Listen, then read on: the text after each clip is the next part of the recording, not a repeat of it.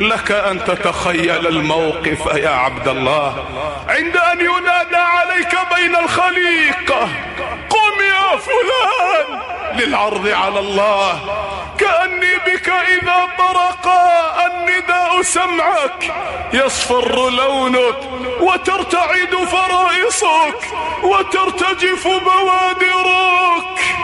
ستعرض بين يدي من؟ ستقف بين يدي من؟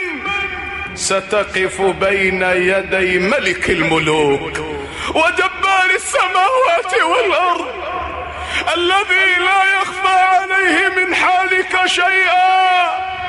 يوم هم بارزون لا يخفى على الله منهم شيء.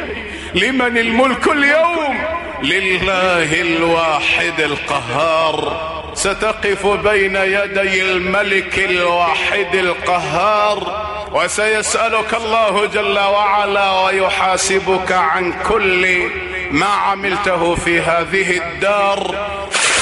فوربك لنسألنهم أجمعين عما كانوا يعملون. يقسم الله تبارك وتعالى بأنه لا بد أن يسأل خلقه أجمعين. ليس هناك أحد مستثنى من السؤال، ليس أحد هناك مستثنى من هذا الموقف الذي سيقفه. فوربك لنسألنهم أجمعين عما كانوا يعملون. فهل أعددنا لهذا الموقف عدته؟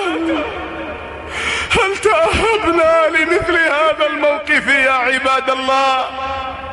ستقف بين يدي الله جل وعلا وسيكلمك، ليس بينك وبينه ترجمان. سؤالات سيسألك الله جل وعلا بها، ولا بد أن تجيب.